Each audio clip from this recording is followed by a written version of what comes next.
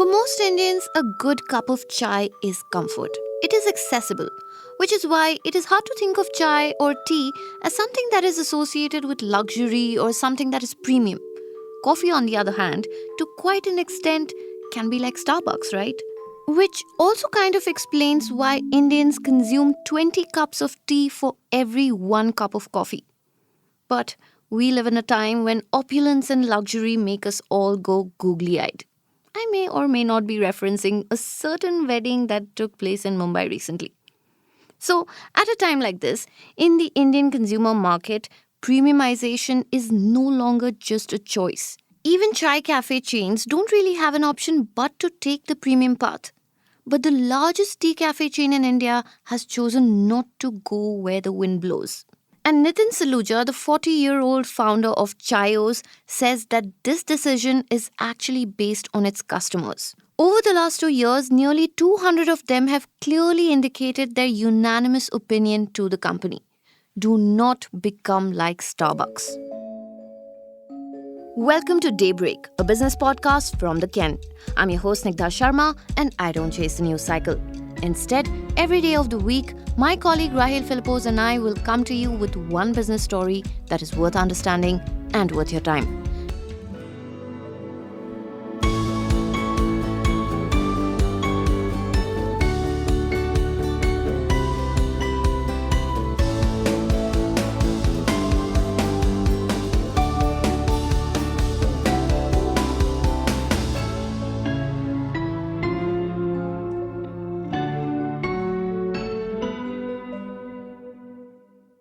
When Chaayos started back in 2012, customer feedback was at the center of all its activities. But over time, with a million other things to worry about, it became kind of secondary. And then in 2022, about a decade after its launch, Chaayos managed to get $53 million in its Series C funding. But Saluja was still frustrated because the company had still not achieved profitability. It still hasn't, but it is close, by the way. So, in a meeting after the funding round, Saluja did something that left many surprised. At the time, Chayo had around 180 outlets across the country. Post-funding, the plan was to add another 150 outlets by March 2023. But Saluja halved that target. Even his colleagues were taken aback because this money was 4 times more than what it had received in the last funding round. People began doubting his intentions. But when my colleague Ronak Kumar Gunjan asked him about it, here is what Saluja told him, and I'm quoting, "It was pure frustration that stemmed from the scenario where every few quarters you start thinking that money in the bank will soon run out. And then you're back on that treadmill where you start doing growth-only activities to impress the next investor. We didn't want to lead that kind of life anymore." End quote. So, in the months after the funding, Chaayos became even more conscious. It targeted 2 more things. It reduced its marketing spends by 80% and also cut down its discounting by 50%. Saluja told us that the company is spending its lowest ever on marketing and has gotten rid of all the frequent discounts that it used to offer until mid-2022. Another thing that Chaayos did was to return to its customer insights. Instead of third party, Saluja actually hired 5 certified customer insight professionals to conduct surveys. As of now, they are coaching 5 other Chaayos executives from across verticals like operations, training, and new product development. The founders are also a part of this team. Now, talking about Chaayos and customer insights, wait. I will tell you what they learned from it in the next segment.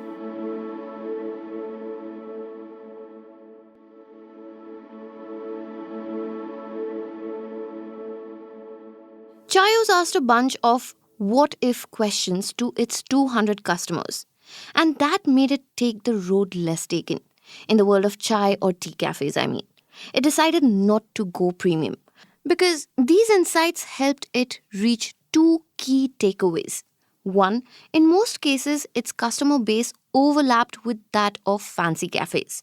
And 2, the purpose of the visit becomes the ultimate deciding factor for choosing one cafe over the other. For formal meetups, people like to choose cafes like Starbucks. But for casual conversations, they frequented Chaayos. And that is because, as per Chaayos user insights, customers felt more at ease at its outlets than they did at posh or premium cafes. According to Chaayos, the tea cafe's goal is not to be premium. Instead, it wants to be preferred as many times as possible. Which is why it focuses on keeping it simple and making small changes, if any, to keep customers comfortable. The idea is obviously to drive more footfall here. And that brings me to a fun fact that I had no clue about before doing this episode. In its early days, Chaayos wanted to speed up table turnover.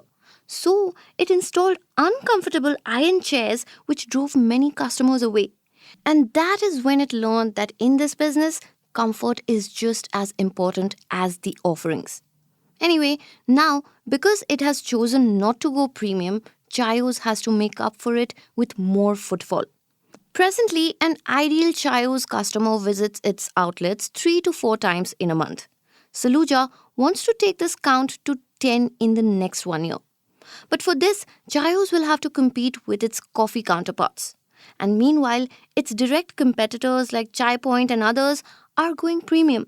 Also, another important thing to note here is that Chaayos food is more popular than its actual chai. I mean, food at Chaayos has more recall value. This is why exploring the B2B or business to business segment may help it. Chai Point is doing it. Chaayos also wants to provide tea vending machines for corporates. Like Anurag Bhamiditapati, the co-founder of Roast Tea, a B2B2C tea cafe, told us, the whole existence and premise of a chai company is proven if it can solve the problem of a good cup of chai at the corporate workplace. In fact, he went a step further and said that cafes should be the secondary focus for brand building. Maybe that is something that the Chaayos Insights team should look at next. Daybreak is produced from the newsroom of The Ken, India's first subscriber-focused business news platform. What you're listening to is just a small sample of our subscriber-only offerings. A full subscription unlocks daily long-form feature stories, newsletters, and podcast extras. To subscribe, head to theken.com and click on the red subscribe button on top of the Ken website. Today's episode was hosted by Snigdha Sharma and edited by Rajiv CN.